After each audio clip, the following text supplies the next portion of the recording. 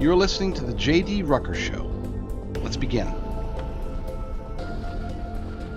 Well, hello, my friends. Wow, what a day it already is. This is, of course, the day after, January 6th, and news keeps popping in. I was looking over at thelibertydaily.com, where I am I'm the editor, but I am one of the guys that runs it. I just wasn't running it today, and I always like to check when I'm not running it to see what else is happening.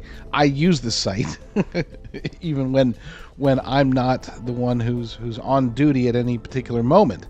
I'm like the restaurant manager who goes and eats at his restaurant when he's off duty. Yeah, it's weird. But according to this, we got Judge Cannon blocking the release of Jack Smith's final report on the Trump lawfare case. That's fantastic news. And the one that caught my attention, though, this is a story from that we have posted over at thelibertydaily.com. I'm not going to read it, but because I actually am going to be talking about the Panama Canal and Greenland and Canada a little bit later in the show. But this caught my attention. Trump isn't ruling out using economic or military coercion to claim Greenland and retake the Panama Canal. That's pretty based. I mean, I'm not necessarily saying that I agree that we should be sending troops to Greenland to take it over, and I don't know if that's what the story's about. Again, I didn't read it, but I'm not covering it either because we're trying. For those who aren't aware, maybe you've been watching the show in the past, and now you're wondering why I don't talk as much about politics as I used to. It's because we made the shift. We've made the shift as a result of the election, as a result of what's been placed on my heart, I believe. And that's to focus a lot more on faith, focus a lot more on fighting cultural Marxism, and to focus on conspiracy theories. There are plenty of talking heads out there, and I'm not ripping on any of them because I was one of them for a long time. There are plenty of talking heads out there who they just take whatever whatever's going viral on X, whatever the headline of the day is, they follow the news cycle, and it's always politics. I'm still going to talk about politics. I'm just not going to focus on it. I want to focus on the things that other people aren't necessarily talking about. Things that I believe, in many ways, are far more important than what's happening in the news cycle. Now, I've been getting a lot of, not a lot, technically there's only like 3 or 4 over the last couple of days, but people keep asking me, when is my show? When is your show? Your show goes live now or then or whenever. We are in the process of trying to determine when the best time for the JD Rucker Show to go live is. You know, I have been blessed with, I don't have a quote-unquote day job.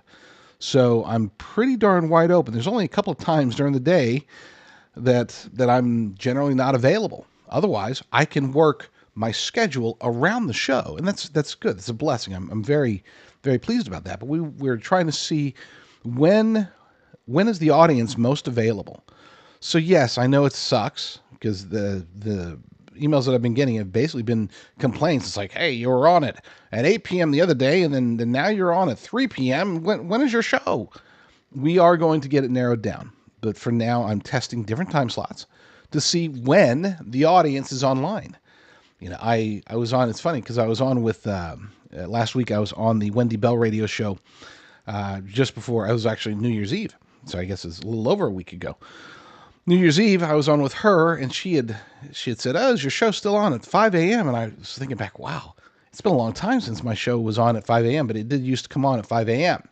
I'm trying to avoid, and that's the other, I guess you could say, consideration, is that I'm trying to avoid other people that are telling the truth. Like, I don't want to, I won't do 5 a.m. because Wendy Bell's show comes on at 6 p.m. or 6 a.m. So it's like, I don't want to take any of her audience or vice versa. Right. She does a fantastic job. And don't get me wrong, it's not about competition. It's not like, oh, well, she's going to steal my audience. No, it's not about that. It's about that she's one of the truth tellers. Yeah, it's on Rumble, on X, on yes, even YouTube. There are people out there who are trying to tell the truth, talking about those crazy topics like voter fraud or COVID-19, pandemics or climate change hoaxes, things that aren't just, oh my gosh, look at what's in the news cycle today. Let's see what Elon Musk is doing today. Let's see what the latest mean tweet by President Trump. Again, I'm not trying to say that those things are bad in any way. Okay, but they're a dime a dozen. I want to focus on things that other people aren't necessarily talking about, and not for the sake of being contrary. I will, if a topic it could be purely political, trending on X, and the biggest story of the day, and I'll cover it if it needs to be covered. If my insight, my input needs to be put into the story, awesome, I will. I don't want to make it sound like I'm going to avoid those topics, or that I'm only going to take the fringiest stuff. Every story that we select is based upon one criteria. Does this story need to be heard by as many people as possible? And I guess you could say the secondary criteria in there would be, does this story, do I have a particular input that can enhance or maybe clarify or properly focus a particular story? That's it. That's all we take into consideration. The story has to either be important but lightly covered, or it can be heavily covered and I have other insights to add to the conversation. That's it. Will that mostly be conspiracy theories or questions about, answering questions, hopefully, about faith or culture?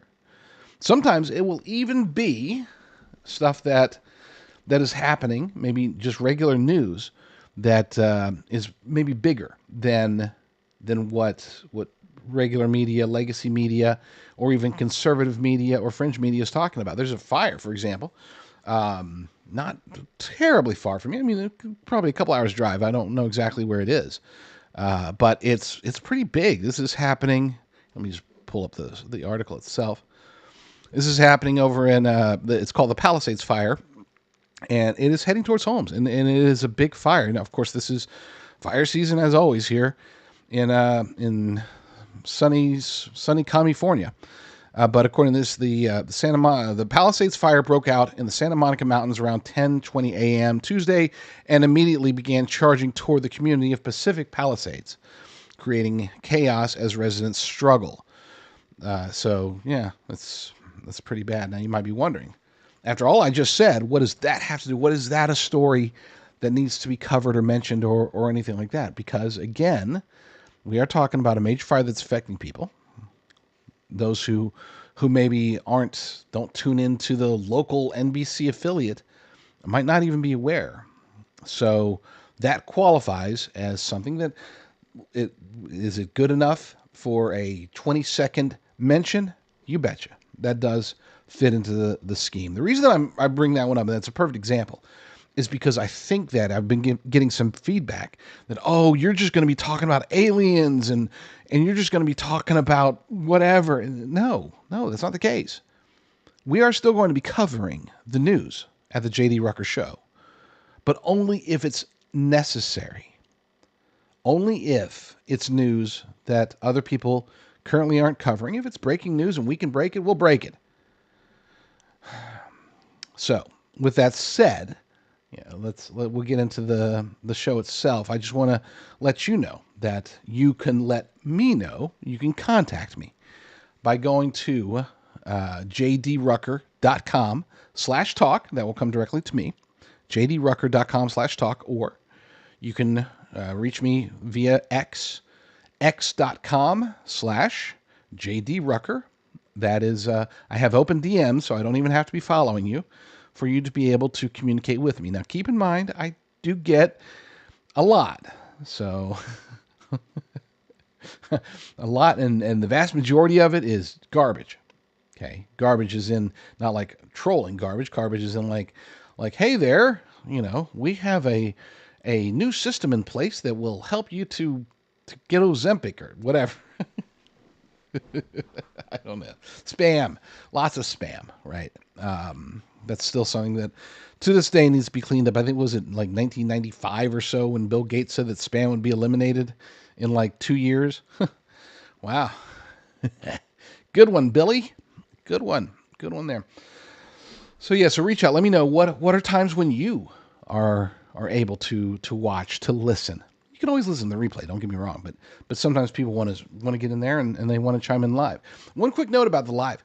I try to keep watching the chat, but unfortunately on Rumble, the chat doesn't persist. In other words, after the show is done and after it goes to a recording, I sometimes will remember seeing a chat in there that I want to reference or whatever. Somebody maybe dropped a link or something, and I won't be able to get to it because in the recording it doesn't keep that. So please, if you have anything that I'm not saying don't chat. I'm saying if you have anything that's important that I need to see after the show, please be sure to put it in the comments section of whether it's on Rumble, of course, replies on X, YouTube, whatever, wherever you're watching, listening, BitChute, Getter, all the various places. Just make sure that you put those things in the comments if you want me to be able to see them after the fact. Be sure to subscribe wherever you are watching, listening.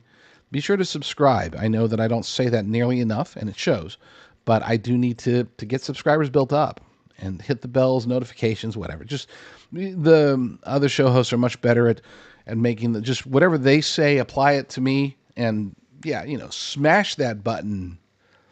Smash. It's my Trump dance. All right. With that said, let's get into the first story. Well, it's the day after January 6th, and earlier today, President Trump came out and talked to the press, first time since being officially confirmed to be the next president of the United States. He was asked a lot of questions about pardoning J6ers. He was asked questions. This one guy kept asking him, "Are you gonna bomb Iran?" And Trump's like, "I'm not stupid enough to answer your question, idiot." That was fun. He mentioned Ashley Babbitt, which was great. Okay, one of the reporters was like, "Are you going to go after the violent, pardon the violent J6 insurrectionists?" And he's like, there's only one person that died on J6, and that happened to be a beautiful young lady named Ashley Babbitt. And he talked about how she should not have been killed, which she shouldn't have been. She was she was apparently trying to calm things down, and she got shot for it. But I want to turn to an article. This is over at thefederalist.com. The legacy of January 6th should be massive reform of the FBI and DOJ. Now, Trump had mentioned this. He had mentioned reform. He talked about the FBI every time they'd bring up January 6th. He would bring up, we've got to investigate. We've got to find out. We know there were like 24, 26, 28 FBI agents or assets or whatever. I think there was many more than that. I think we're probably looking more in the 70, 80 range, maybe over 100. But, the Inspector General's report came back with I think 27 or 28, whatever. But yeah, so the legacy of J6, now that we are 4 years removed, now that we are ready for, hopefully, Lord willing, the advancement of real policies, real pro-American actions taken in Washington, D.C., one of the first ones they should do is reform the FBI and the Department of Justice. This comes from John Daniel Davidson, very talented writer over there. Monday marked the 4-year anniversary of January 6, 2021, when tens of thousands of peaceful Trump supporters demonstrated outside the U.S. Capitol, and a small number of them clashed with police before entering the Capitol itself. For Democrats and the left, January 6 is the event that vindicates their hatred of Donald Trump and his supporters. They would have us believe it was among the darkest days in our nation's history, when democracy itself hung in the balance and violent insurrectionists nearly prevented the peaceful transfer of power. Many of them actually believed and still repeat, as Senator Amy Klobuchar did on Monday, that pro-Trump rioters killed police officers on January 6th.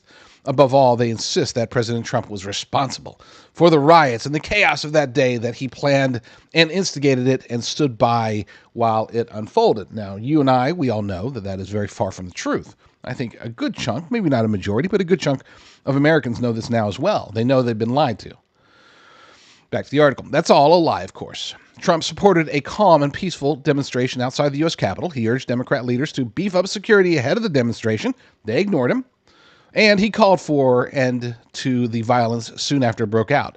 The transfer of power was never in jeopardy, and the only loss of life was the unjustified killing of an unarmed woman by a Capitol Police officer. Indeed, the real tragedy of January 6th wasn't what happened on that day, but what happened afterwards when the Biden administration weaponized the Justice Department and the FBI to prosecute more than 1,500 people, the vast majority of whom did nothing wrong. That weaponization continues to this day. Politico reported on Monday that federal prosecutors are still trying to decide whether to charge an additional 200 people for their alleged involvements in the events of January 6th, including 60 suspected of assaulting or impeding police officers during the riot. Incredibly, after throwing the book at 1,583 American citizens, including a whopping 600 felony charges, the feds want to charge hundreds more, adding insult to injury. Federal prosecutors emphasize that that what they say is their restraint in deciding which defendants to charge, because they have thus far not charged about 400 people who were simply present in the Capitol grounds on January 6th but never entered the building. These 400 people, mind you, were recommended for prosecution by the FBI. The FBI and Justice Department's obsession with prosecuting everyone who was even near the U.S. Capitol on January 6th is not only genuinely sick, it's an indication that the lasting legacy of January 6th should be the complete gutting and reform of the FBI and DOJ. We can never again allow these federal agencies to target innocent Americans simply for their political views, which is exactly what the January 6th prosecutions have turned into. And as I noted yesterday, that was the point. This wasn't just about preventing President Trump from ever returning to the Oval Office. That was a big part of it. That's why they kept saying insurrection, insurrection, insurrection. They're trying to, that was supposedly their insurance policy. This is, hey, we'll get Liz Cheney and Adam Kinzinger to come over and protect us from a second round of Trump just in case, because they knew that the Biden-Harris regime would be horrible, would be awful. And they wanted anybody other than Trump. They wanted somebody they could control, maybe somebody like Nikki Haley. If they were, they love to make sure that they have both sides covered, okay? Bush Kerry, we remember that in 2004. Bush Kerry, didn't matter who won, they were in control. Okay, they being the powers that be, the globalist elite cabal, the uniparty swamp. They controlled both of them, skull of bonesmen, right? They controlled them both, and that's what they wanted. Well, they wanted the same thing for 2024. They wanted somebody like a Nikki Haley, who, it didn't matter whether it was Joe Biden or Kamala Harris or Gavin Newsom or Nikki Haley or whoever, they'd be able to control them. They being, again, the globalist elite cabal. That's why they desperately tried to pin the insurrection tag onto the peaceful protests, mostly peaceful. The vast majority of people were peaceful. And that's why after the January 6th events, they went after him. But the secondary reason, as I described yesterday, was to cool down people like you and me, to prevent us from protesting after January 6th. They wanted to make sure that, hey, if you go to a protest, there might be FBI there. You might get arrested. You might think you're going there to be a peaceful protester, but you might get sucked in, and all of a sudden, next thing you know, you're in a building you're not supposed to be in, and maybe you might get arrested, and maybe you might get shot and killed. That was the secondary aspect. And this is just another reason why I cannot wait for Kash Patel to be FBI director, for Pam Bondi to be attorney general. I love Kash Patel. I'm willing to give Pam Bondi a chance. We'll see what happens. Either of them, both of them, are going to be vast improvements on what we've got. But let's get back to this article real quick. The handful of people who actually fought with police on January 6th should absolutely be held accountable, as everyone who fights with police ought to be, whatever the circumstances. And I kind of disagree with that. Not kind of, I do disagree with that. I'm looking for blanket pardons across the board. Because again, we now know that there was, I don't want to go so far as to use the word entrapment, but let's call it what it is. Basically, they were entrapped. Okay, they were encouraged, they were prompted to engage in certain acts. And if we're going to sift through and take each case individually, and I know that's what Trump wants to do, I just disagree, and I disagree with this assessment there. Blanket pardon across the board. J6, your attached J6, let's just call it a mulligan, move on, because these aren't. It's not like these are people that are walking around the streets of New York City getting arrested 57 times after stabbing people. Okay, these are people that have made a mistake. If they are ones that made a mistake, I'm not talking about the ones that just walked through and did nothing wrong. I'm talking about the ones that, okay, so they got into an altercation with somebody, maybe even a police officer during J6. We don't know the circumstance. We cannot determine if those events, or if any of those, that violence or attacks or altercations would have happened if the FBI wasn't pushing them along, if Antifa wasn't pushing them along, if Bowser and Pelosi had denied 10,000 National Guardsmen from being present at the Capitol to establish law and order. We can't know that for sure, so that's why I say blanket. But anyway, call me crazy radical. I say pardon them all. But back to the article. But we all saw what happened, and we all know that nowhere close to 1,500 people were involved in violence against police or other serious crimes. Today, the legacy of January 6th is a years-long political witch hunt designed to intimidate and demoralize Trump supporters, especially anyone who happened to be on the Capitol grounds on January 6th. Imagine how terrifying it must be for those who were there but haven't yet been charged, knowing at any time federal prosecutors could decide to charge you, not for breaking any law or committing any crime, but simply for showing your support for Trump on January 6, 2021. And to be clear, it wasn't just about showing support for Trump. It was about doing our constitutional duty to oppose tyranny, to oppose an attack on the Constitution itself. And if we are to believe that the 2020 election was indeed stolen, as all of those protesters believed and probably still believe, as I believe, then yes, it was not just, hey, we should support Trump. No, it was their duty as American citizens to be there to try to oppose an attack against the Constitution. But I digress. Back to the article. That legacy has to change, and Trump has to be the one to change it. One of Trump's first and most important tasks once he takes office should be to investigate every person at the Justice Department and FBI involved in the J6 prosecutions for conspiracy against rights.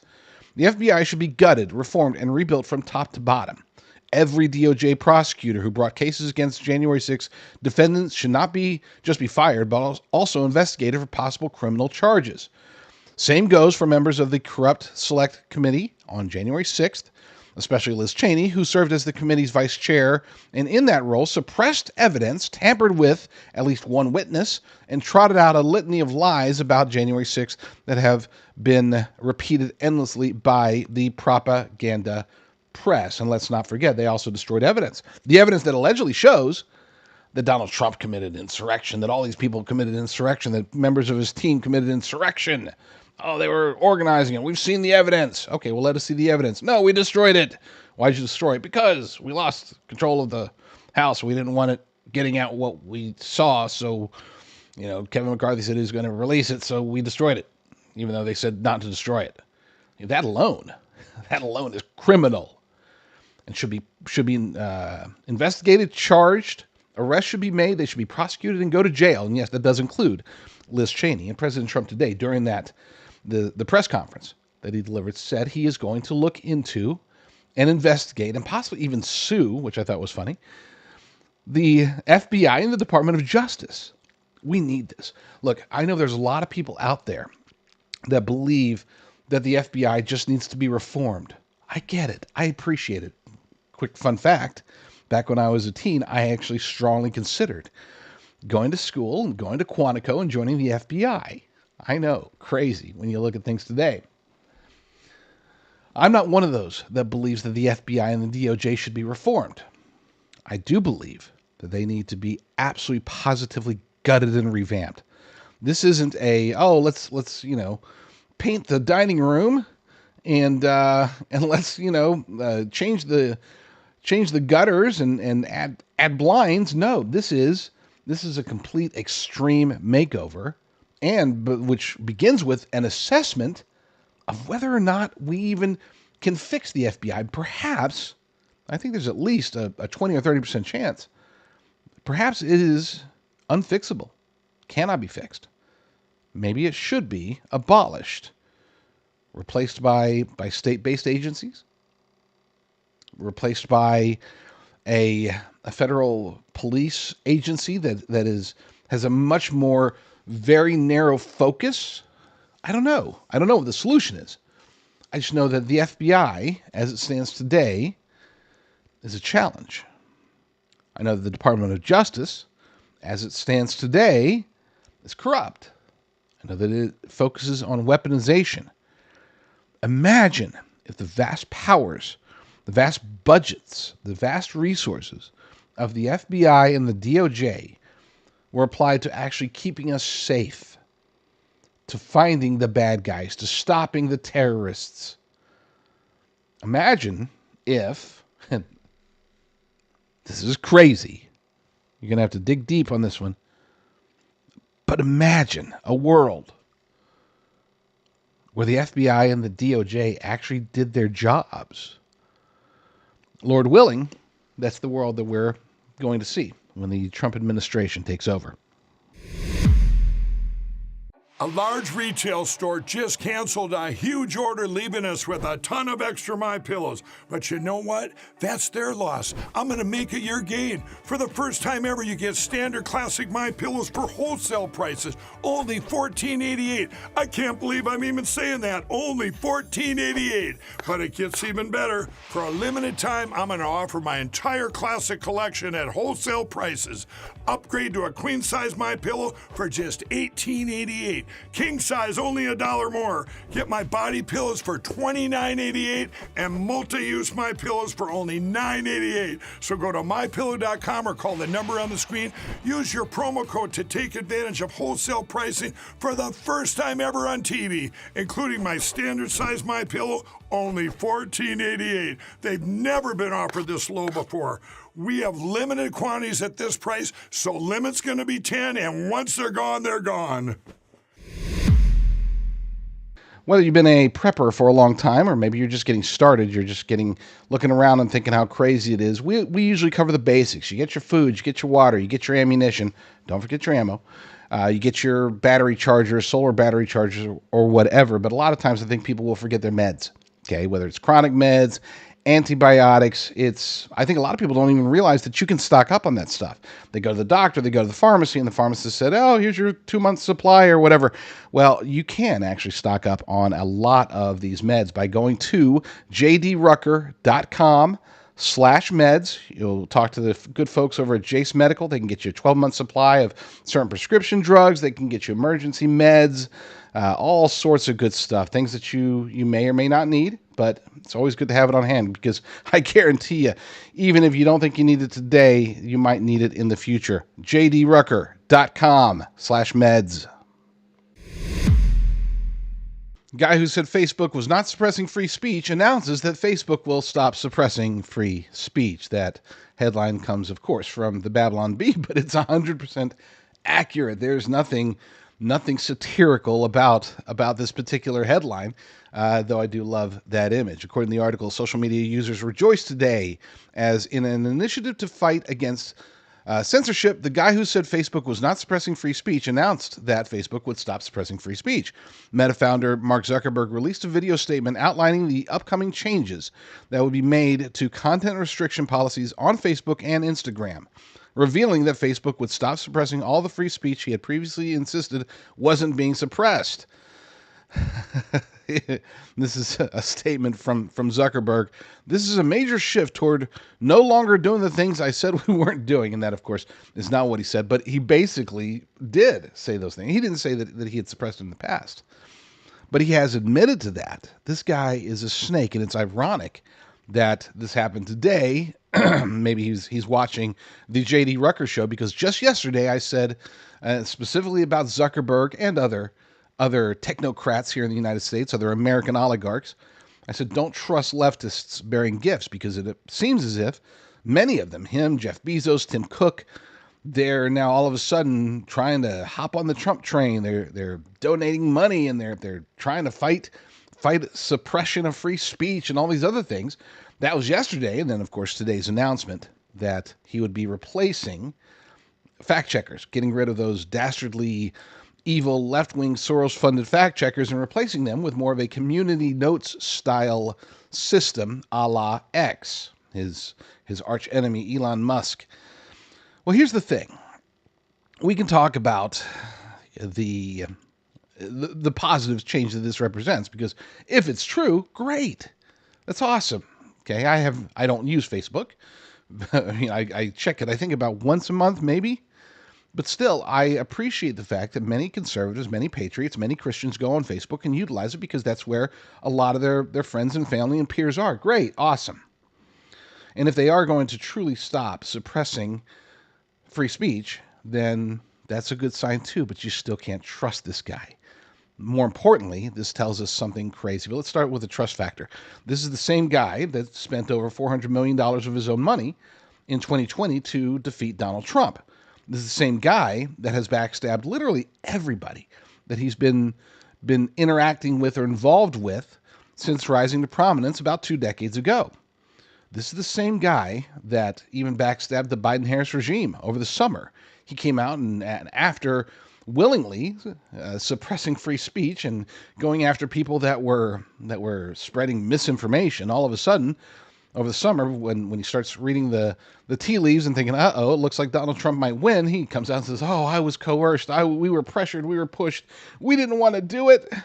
But those bad guys in the Biden-Harris regime, they're the ones that made us do it. We didn't want to do it, but now we feel bad, and I feel like I'm going to be in trouble if I don't come out and say this, so I said it.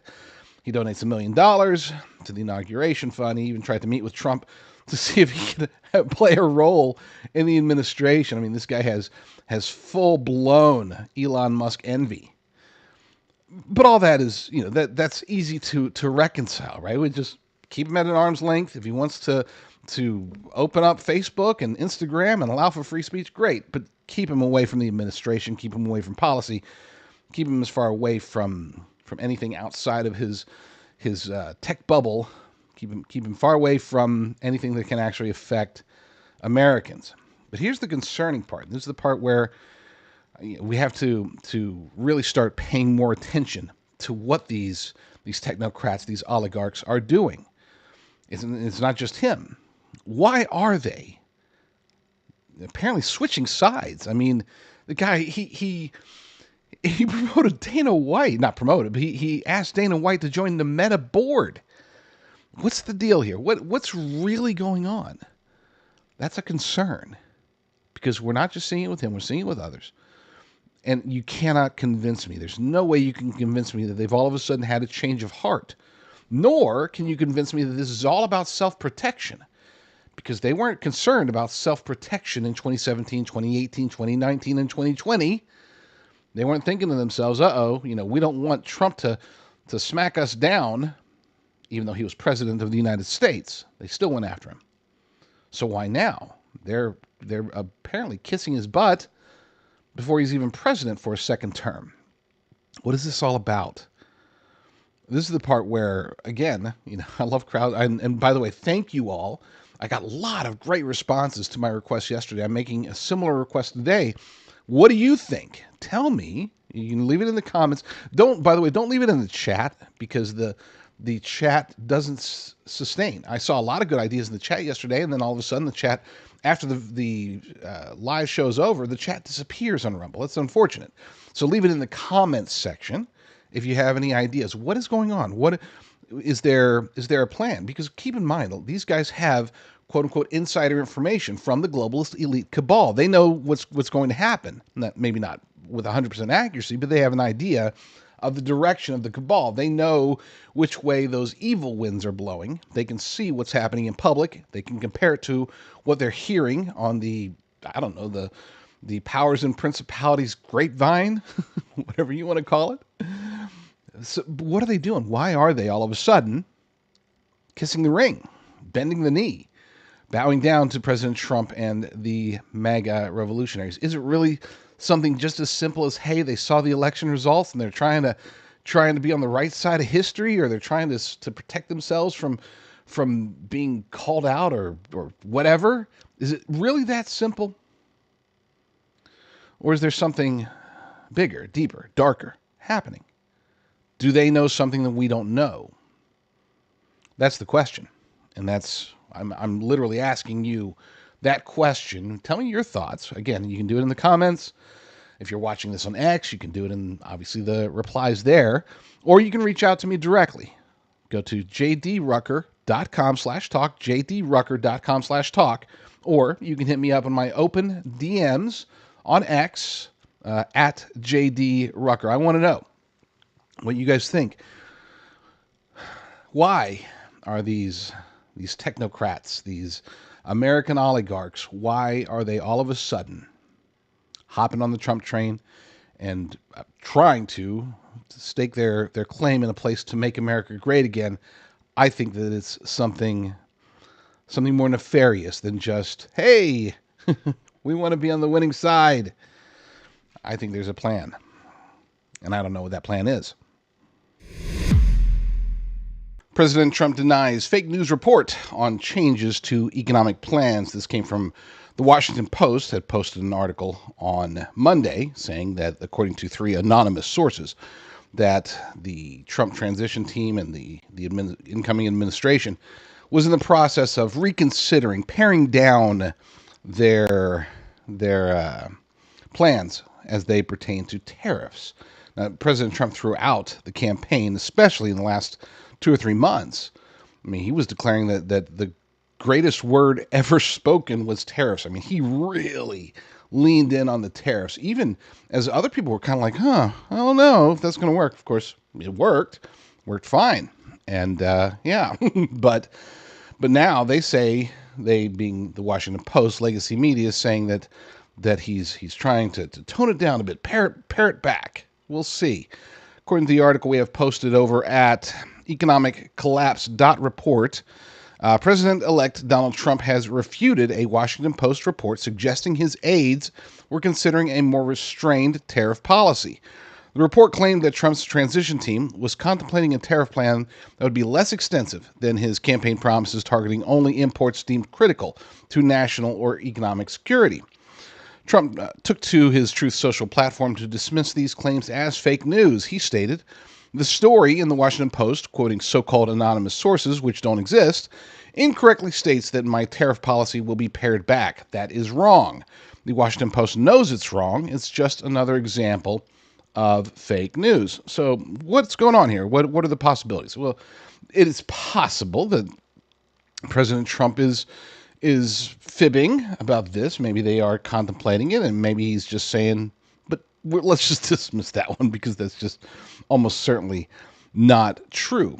Option number 2 is that quietly, maybe some of his aides, some of the people in his transition team, and maybe even in his upcoming administration, are trying to get the word out and trying to maybe test the waters to see if they can talk to Trump. I think this is definitely possible, and this is a tactic that's used quite often in Washington, D.C. You use a media leak to try to get the story going, and then you look at the responses and you say, hey, based on that article, we got, Mr. President, we got word back from Sean Hannity that he's like, well, it wouldn't be a bad idea to pare it back. Just test balloons, so to speak, which again, I think is very unlikely, but we're looking at the possibilities here. The most likely scenario, let's go with one more unlikely scenario. There is the possibility that it was a fake news leak. In other words, I would imagine, and I've heard rumors, unconfirmed rumors, but heard rumors that the incoming Trump administration is going to take advantage of the fact that legacy media loves to use anonymous sources, so they're going to give them anonymous sources and feed them incorrect information. Again, unlikely, but possible.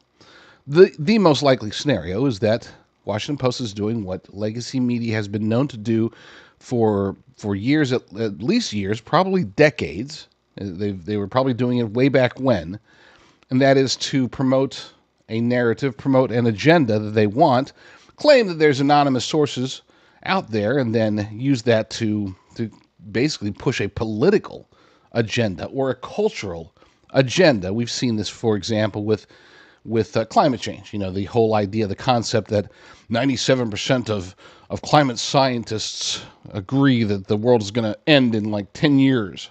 That has never been true. It was never true. This was completely manufactured. But they wanted to tell the big lie to push the agenda, and then that lie became quote-unquote fact, even though it's not a fact. Could this be an example of that? I think that there is a very distinct possibility that the Washington Post or the Reporter or both or somebody else, they're just trying to cut Trump off and make it to where he's less likely to enact his tariff plan. According to President Trump, though, he's moving forward with it. Fake news is lying, and China and the rest of the world better watch out because tariffs are on their way. Donald Trump Jr. is in Greenland today, along with Charlie Kirk and others. Allegedly, they're supposed to be just getting footage for his podcast, for everybody's podcast. Everybody's going to be getting footage of Greenland for the sake of podcasting. Right.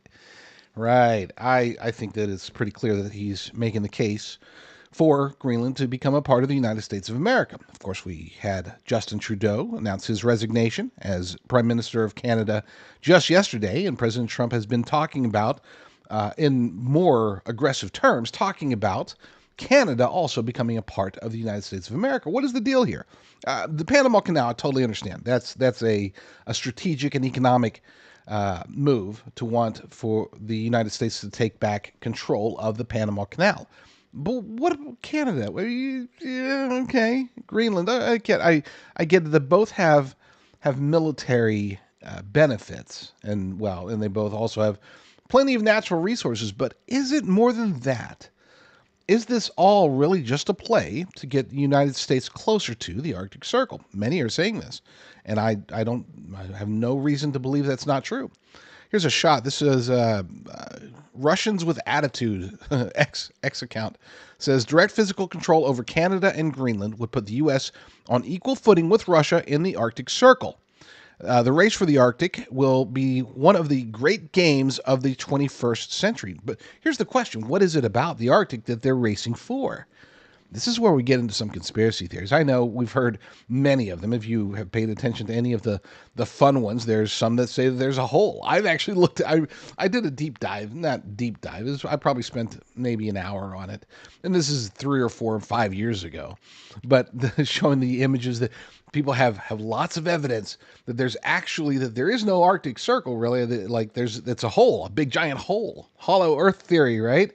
And that's why, you can't fly over it. That's why whenever they have the satellite images or whenever rockets are launched into space and they look back at Earth, it's always looking towards the equator. And they showed some images that were even allegedly on the NASA website that showed what appeared to possibly be a gigantic hole at the top of the world that leads into I guess the core or caves or something. Maybe that's where the Nephilim are. Who knows? There's a lot of theories regarding that.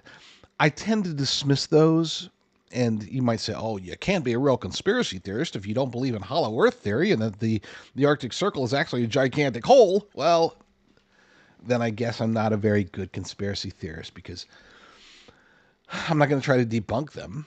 I am not even going to say with 100% certainty that they're false. I would say that there's about a 99% certainty. I guess it's possible. But I think that it's far more logic-based than that. And I think it's not just about the military, about the strategic aspect of it that obviously plays a huge role. I mean, that is Canada.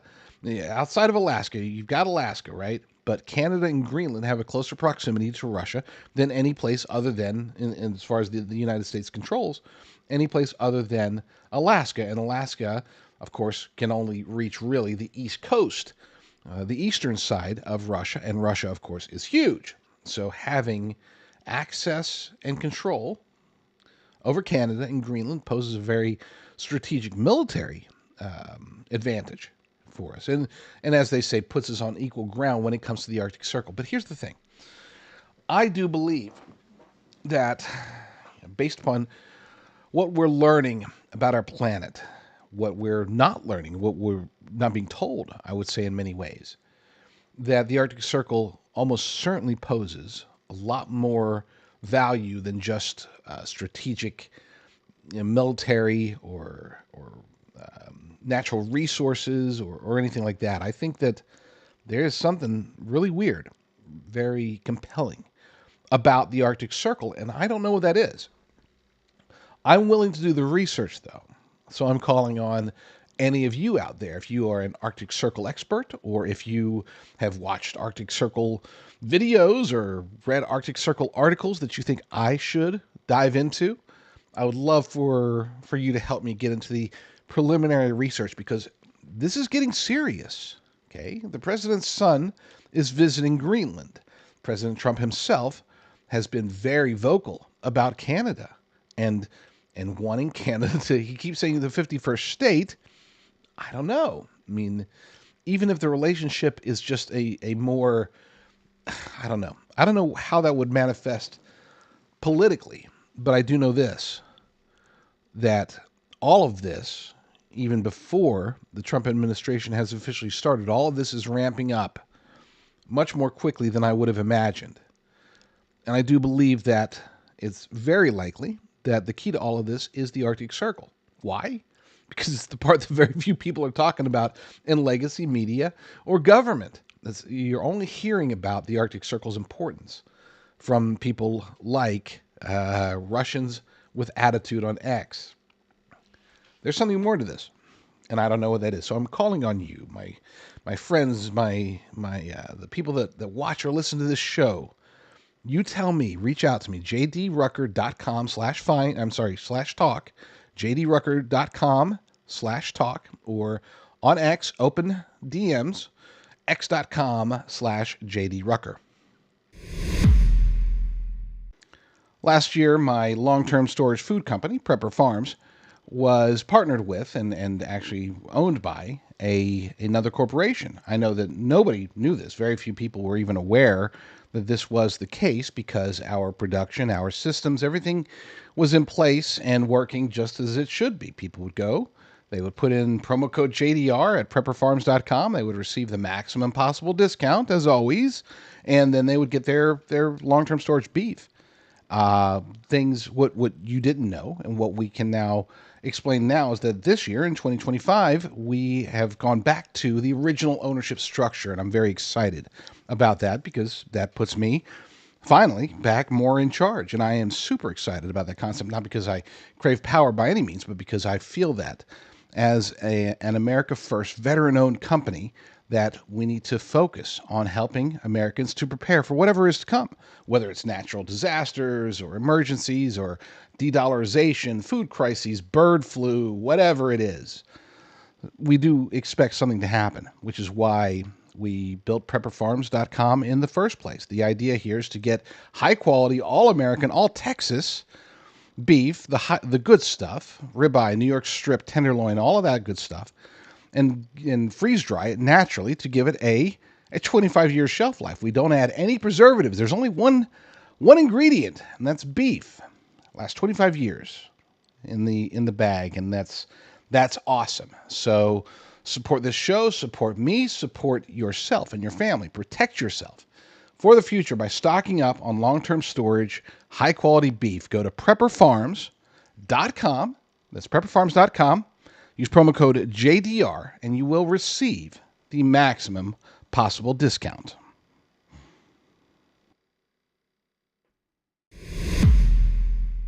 Atheist Richard Dawkins resigns from Freedom from Religion Foundation board over pro-trans advocacy. Now, let's cut to the chase on this. I'll get into the article over at Conservative Institute here in a moment. But let's just cut to the chase. As an atheist, which atheism itself is a religion, we could discuss that another time, but as an atheist, Richard Dawkins holds science above all other things and believes that we must be scientific, and he believes in biology and all this other stuff. But one thing that's important to note is that it's not just the anti-science aspect of the LGBTQIA plus supremacy agenda. I would argue that he believes, and it's true, that this LGBTQIA plus cult is itself a religion. They might be opposed to Christianity. They might be opposed to to the tenets of Islam. They might hate the Jews, but at the end of the day, they too believe in a God. They believe the God of themselves. They believe that they get to choose who they love, who they are, what body they have, what everything. And those things are true, to be clear. But they hold that above all other things. In other words, this becomes their identity. This becomes essentially what they worship. They worship themselves, and they worship the cult that allows them to, quote unquote, be themselves, even though I would definitely argue that they're going against their own nature when they embrace such thoughts. Let's get to this article, though. One of the more interesting developments in recent years is how some leftists of varying degrees have felt compelled to abandon or even turn against their comrades who are pushing the limits of their ideology to extreme ends. A recent example of that is renowned atheist Richard Dawkins resigning from the board of the Freedom from Religious Foundation after that organization rejected biology and science to embrace a pro-transgender position, Fox News reported.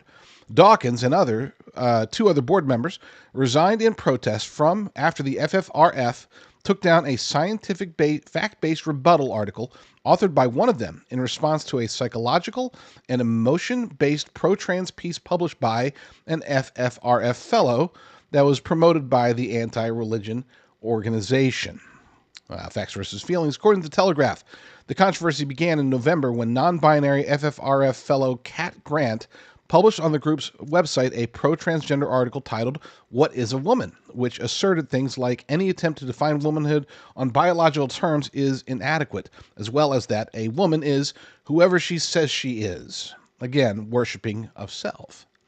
In response, FFRF honorary board member Professor Jerry Coyne published on the same website a rebuttal piece titled "Biology is Not Bigotry," in which he used science and basic biological facts to refute the arguments made by Grant. However, after receiving some backlash from vocal pro-trans activists, FFRF co-president Dan Barker and Annie Laurie Gaylor decided to remove Coyne's post and issued a public apology that stated, in part, "Publishing this post was an error of judgment, and we have decided to remove it as it does not reflect our values and principles. We regret any distress caused by this post." This is, it's rinse and repeat. When it comes to the LGBTQIA plus supremacy cult, there's no room for argument. There's no room for debate. There's no room for science. They have all of the hallmarks of the religion that they claim to oppose. This is, again, a self-worshiping religion. If you believe that there is no God, that God didn't create you, then it's easy to believe that you do have control or say over whether or not you're a man or a woman. But no matter what hormones you take, no matter what surgeries you have, no matter what pronouns you use, if you are born a man, then you will continue to be a man no matter what you do. You will not be able, as a man, you will not be able to become a woman who can carry a child. You will not be able to become a woman who can truly breastfeed. You will not be able to become a woman in any of the ways that matter, and vice versa. If you're a woman, you will not be able to engage in seeding of an actual other woman. Gosh, it's funny when you talk about these things. I always have a challenge with, and I don't think I'm alone, I always have a challenge with trying to explain to these men who believe that they're women, or these women who believe that they're men, or pretend that they believe, because I don't think they truly believe it. It's hard to get the pronouns right sometimes, because it's like, okay, so he is a she is a he, she thinks he is a she, and anyway. Yeah, this story is a bombshell, and it's funny because it doesn't get any attention. This would be like, this is the equivalent of Pastor John MacArthur leaving the Christian church to become a Muslim. Okay, that's what Richard Dawkins. He basically is the face of the Freedom from Religion Foundation and the face of atheism itself. And for him to disengage with them This is a declaration. This is a declaration that they, as an organization that is allegedly against religion, has embraced the religion of LGBTQIAism. Best way to put it.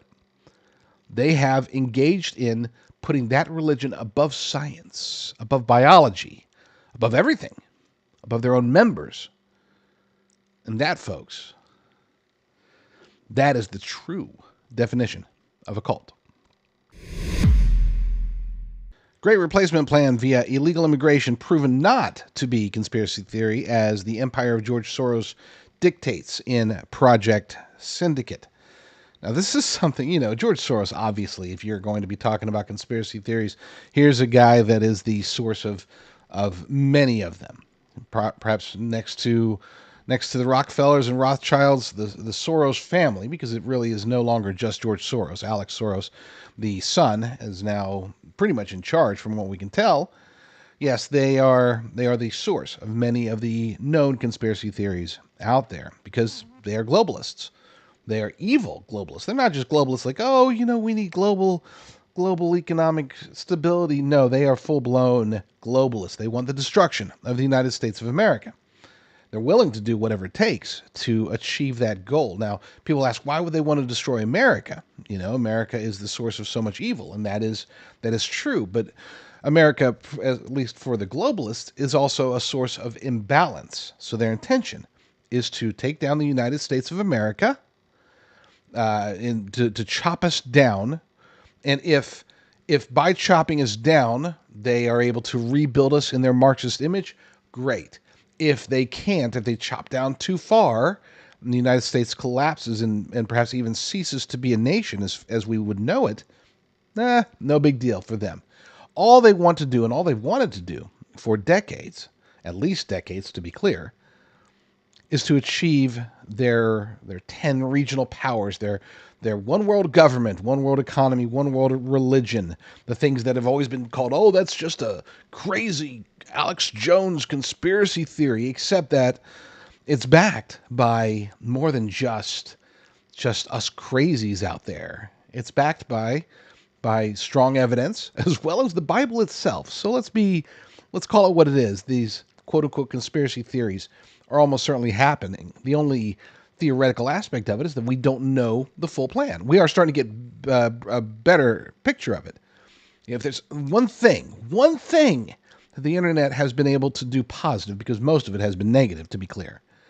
But the one thing that the internet has done positively is been able to connect people like you with people like me. It's been able to connect people like me with people like Alex Jones or Mike Adams or whoever. It enables us to let regular, ordinary people like you and me learn things that we never would have been able to learn before. And hopefully, Lord willing, we'll be able to disseminate this information. With that said, that's the prelude. The reason that prelude was important is because in their efforts to take down the United States of America, they invariably go after the quote-unquote minor leagues first. They go after Europe. The European Union is their testing ground to see what could possibly work here in the United States of America. We have more freedoms than they do. We have many, many, many, many, many more guns than they do. So they have to test out the psychological warfare, the psyops, and the various political, cultural, and faith-based attacks. They test those out in Europe and to some extent Australia and New Zealand as well. But they want to go after Western society and take it down. Now, there's a separate issue when it comes to, for example, China, when it comes to Eastern society, and they're not immune to it either. It's just a different tactic, different styles, different ways for the globalist elite cabal to go after them. All right, that's the setup, because this article over at naturalnews.com brings up a conspiracy theory that is quickly being proven to not be a theory. This is an absolute positive fact. This is by S.D. Wells over there at Natural News. And let's just go through the bullet points. Number one, George Soros, a wealthy financier, outlines a plan to flood the European Union with at least 1 million asylum seekers annually funded through long-term euro bonds. And I would argue that this is just the tip of the iceberg portion of the plan, that they really are trying to infuse infuse Europe and the United States of America with tens of millions of quote-unquote asylum seekers. Invariably, they will come from areas that have poor economic conditions. Africa, South and Central America, the Middle East. They will use these because those asylum seekers will be very good foot soldiers in the globalist elite cabal's plans. Easier to control, easier to infiltrate and then to manage. We're already seeing it happening in many places in Europe, including Great Britain. Number 2, the plan calls for, quote, safe channels to be established for asylum seekers, facilitating their movement from countries like Greece and Italy to other EU states, including Hungary. The influx of illegal immigrants is described as part of the Great Replacement Plan, aimed at supplanting the native population of invaded countries, leading to economic, social, and infrastructural disruption. Non-government organizations, the dastardly dreaded NGOs, are implicated in supporting the plan by providing resources, transportation, and logistical assistance to the illegal immigrants. The plan is portrayed as a coordinated effort to dismantle existing power, legal, religious, and educational systems, ultimately replacing conservative structures with what is characterized as an extremely liberal system. Now, I want to be clear. We don't need to get necessarily political about this. This is, look, if they were, anytime you start to establish these types of invasions without a shot being fired, right? It could be Ukrainians. It could be Japanese. It could be anyone. This is not about stopping those brown people from getting in. No. This really is about sovereignty. It's about establishing and perpetuating the benefits, and the benefits to all, to be clear, the benefits of maintaining cultural, faith-based, and even political standards that are based upon the sovereignty of an individual nation and the natives within that nation. This comes from a man. I am a legal immigrant myself. I have become fully embedded here in the United States. I have become a full-blown American. I have no secondary objectives. I have no affiliation with the nation where I was born. I don't have dual citizenship. What I have is America. I have America in my blood, and that's okay. But when we start getting this attempt to destroy cultures, this attempt to non-assimilation, I shouldn't say non-assimilation. They're not trying to bring in people who will assimilate into these countries. They're trying to bring in people who will assimilate those countries. It's a very big difference. Let's get in the article, though. In a Project Syndicate publication, the insidious mega-billionaire George Soros lays out the 6 components of his comprehensive plan. Hungarian Prime Minister Viktor Orbán reads to us what it very clearly states as its first point. And this is a quote. EU has to accept at least 1 million asylum seekers annually. Secondly, George Soros says that adequate financing is critical, meaning illegal immigration must be funded for at least 1 million refugees to be able to invade another country in 1 year. And again, these numbers are very conservative. They really do want it to be millions, not a million. They want it to be millions, if not tens of millions, and they want that to happen fast. For the financing, Soros plans to issue long-term euro bonds for financing the migration invasion, including their social and welfare needs like food, shelter, and travel money when they arrive in the EU. And anywhere else Soros funds these illegal alien invasions, like the USA for the past 4 years. George Soros even lays out in the plan specifically targeted at Hungary that safe channels must be established for asylum seekers, starting with getting from Greece and Italy to their destination countries, which means bring them in from Greece to Hungary. This is not just talking about a few hundred families around the European continent seeking a better life in a different country over the next 10 years. It's a written and published plan by an organized, internationally funded illegal immigration gang referred to as the Empire of George Soros. We need immigration. I know that that's unpopular for me to say in some circles, but we do need immigration, as does Europe. as does every country. But it has to be controlled, and it has to be extremely limited. I am a big fan of merit-based immigration. I am. I want to be able to bring in people who love America, who want to become Americans, and who have absolutely positively no intention of attempting to assimilate us. I also want people who can bring in extreme levels of skills. Now, of course, this leads to the whole H-1B debate, which I am, Elon Musk said, let's raise the limits. In other words, make it to where hiring somebody through H-1B would be almost cost prohibitive. It would be cheaper for them to hire somebody, an American citizen. That's great. I like that.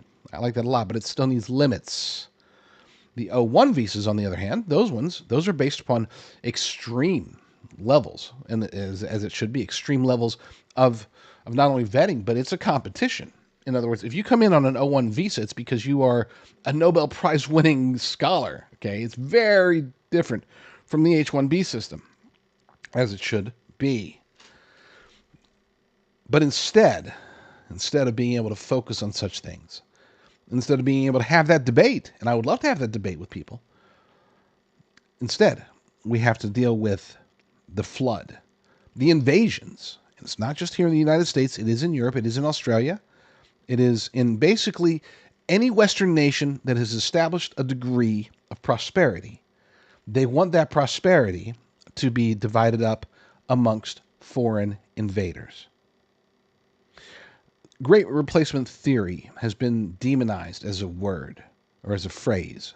They've tried to make it as if, if you say that, that's because you're an isolationist, you're a racist, you're bigoted. There's nobody's trying to replace you. They just want to experience the same opportunities, or no, not even. They don't want your white privilege. They just want some opportunities better than what they have in their homeland. What's wrong with that? What's wrong with that? Why are you being so bigoted? That's the narrative. That's the false narrative, to be clear. But as they say, the great replacement theory is false and ugly. I think it's quickly becoming a reality, and we need to wake up. Speaking of the great replacement, migrant caravan races to cross border before Trump takes office. Now, we knew this was coming. We were told this was coming even before he won the election. There were reports in the days and weeks ahead of the election that the NGOs were already trying to gather people to try to make the race to the border. They, I guess, felt that President Trump was likely going to win, as many of us did. And so they thought, we better get you guys going. They started getting these caravans built up even before November in preparation for one last push to try to invade the United States of America with as many illegal aliens as possible. This article comes to us from the Post-Millennial. Author Thomas Stevenson reports, in the last weeks before President-elect Donald Trump is set to take office, a caravan of migrants is approaching the southern border in an attempt to cross before Trump becomes president.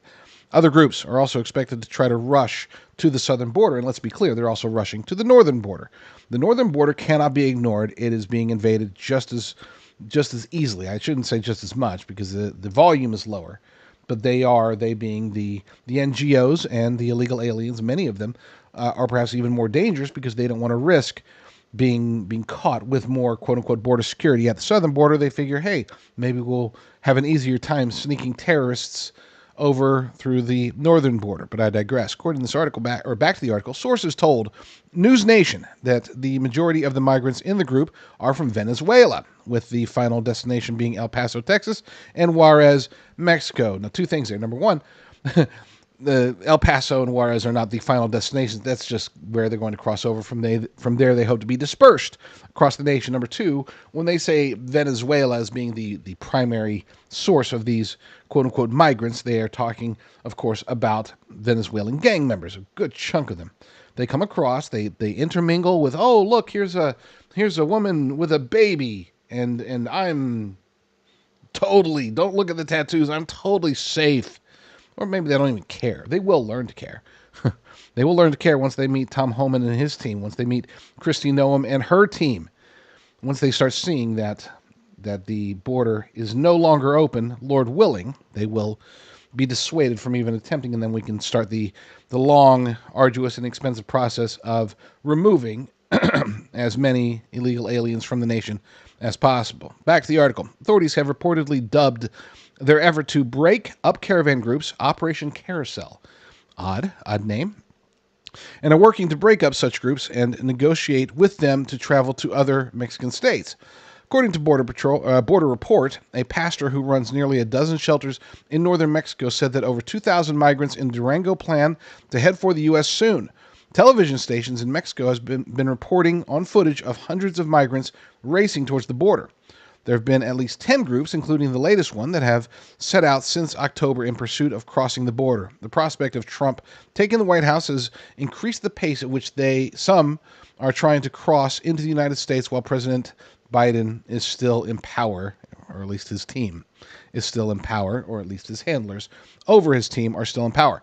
Luis Garcia Villagran, director of the Center for Human Dignity, told reporters there must be an agreement between the government of Mexico and the government of the United States to establish humanitarian policies in favor of all these people. I don't disagree with the idea of having humanitarian policies as long as they stay in Mexico. Look, I know that sounds awful. It doesn't. But I know some leftists might think that sounds awful. But that works. If you say, hey, guess what? You can come over, you can apply for asylum. You'll almost certainly get rejected because there is no such thing as economic asylum. That's not how asylum works in any nation, except for ours, apparently. But while you wait for your asylum hearing, which will be sometime around 2033, well, you have to wait in Mexico. And you will find that fewer and fewer and fewer and fewer and fewer people even attempt to cross over, and that would be an amazing thing. Back to the article. Amid the surge in migrants going towards the border, the shelters in the northern portions of Mexico are also starting to see more arrivals. Reverend Francisco Gonzalez told the outlet people at our shelter in Laguna and Gomez Palacio are expressing their intent to proceed to Pedros Negras, Nueva Laredo, and darn it, I almost had it. I almost made it through my third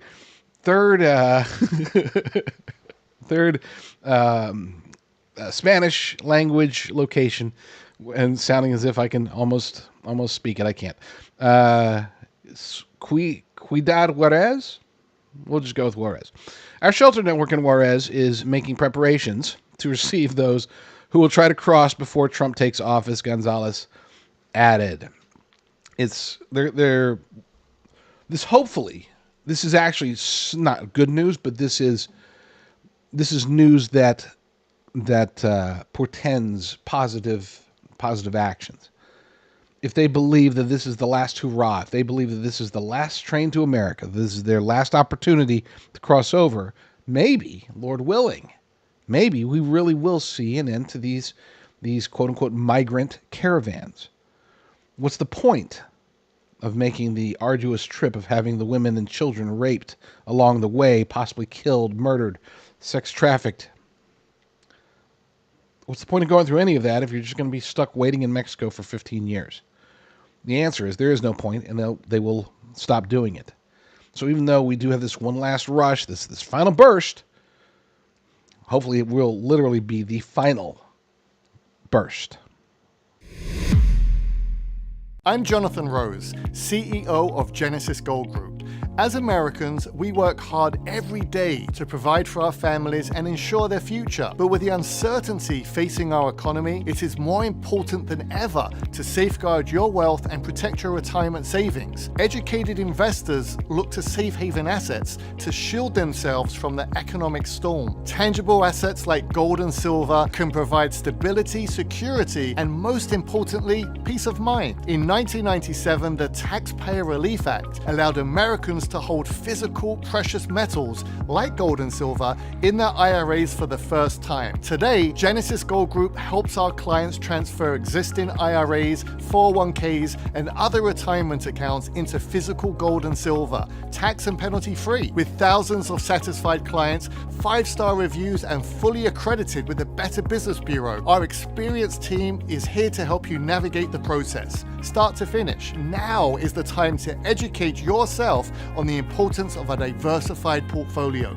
including tangible assets like gold and silver. Call now to receive our free wealth protection kit and digital dollar defense guide. Call now and we'll include our extremely popular silver prepper bar free when you open your account. Add it to your IRA or have it sent to your home. Call Genesis Gold Group today at 800-200-GOLD. Prepper bar only available through Genesis Gold Group. All right, on to one of my least favorite topics in the whole wide world, Hollywood. I have, for those who don't know, my brief background story. I live out here in California. One of the reasons that I moved out here in the first place 2 decades ago was to try to get into Hollywood as a writer. I came out here for a job that it was a good job, but I really wanted to be a writer, and I quickly learned that if you have any semblance of conservatism or faith-based drive, then at least at the time Hollywood wasn't looking at you. Now things have changed a bit, okay, especially as it pertains to faith-based films. They are becoming more and more and more popular. Praise God for that, because we need some version of entertainment that's not so evil. And pretty much 95, 98, 99% of what Hollywood spits out is evil in some way, whether it's just straight up, flat out, full-blown evil, changing hearts and minds in people, or if it's more subtle. Either way, there's bad there. Even if it's just for the sheer fact of wasting time, not spending time doing things that we should be doing, even that alone is awful. But I'm not here to lecture you or to preach to you or anything.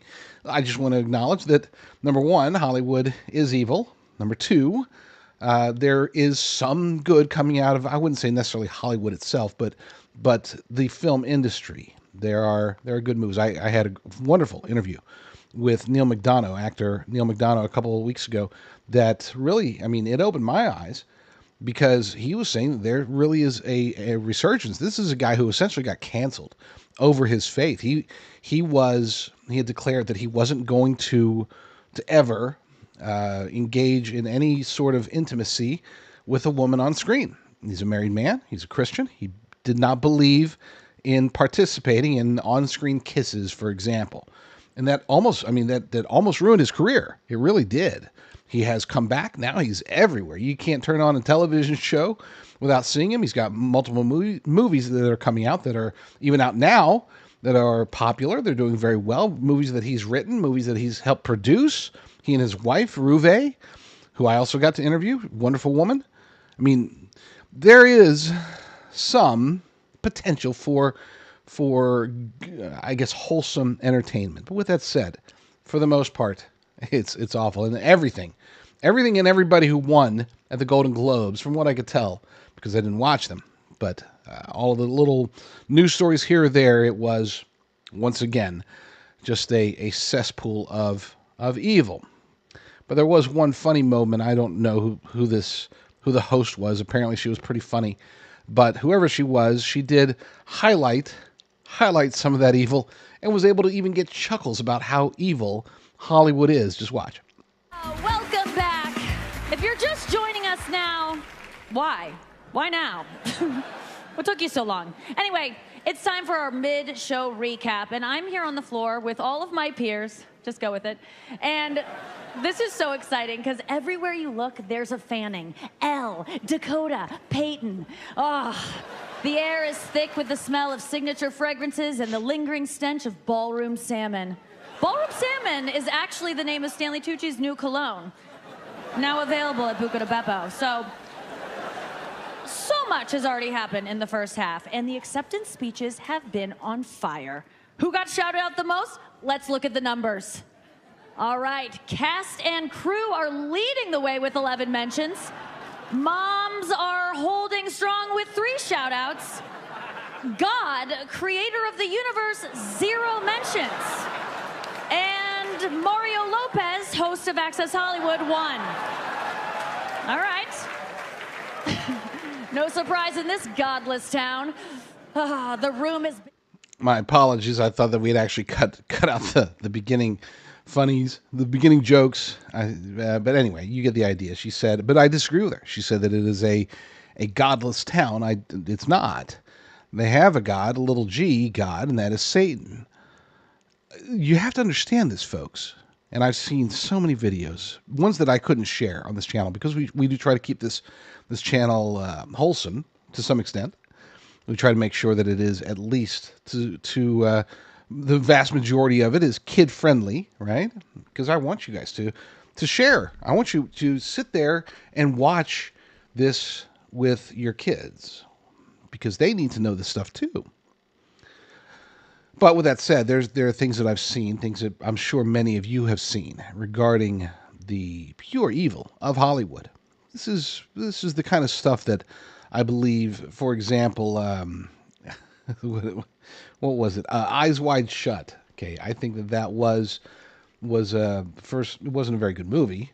Okay, to be clear, but it was, I think, an attempt at exposing not just the powerful people of the world, government officials or corporate officials, but also Hollywood itself. And I think that there were parts of the movie that were cut out intentionally. That we know that 20 minutes of the movie were cut. Now, for those who haven't seen it, it's a movie. Basically, it's a movie about sexual strangeness. Okay, cults. Mask-wearing cults having sex. But here's the scenario behind it. Okay, they finished editing, and director Stanley Kubrick went and showed it to the producers. Showed it to the executives, I should say. And the executives asked him to remove a good chunk of it. And he refused. He wasn't going to allow that to happen. 4 days later, he was dead of a heart attack. He was like, I think, 71.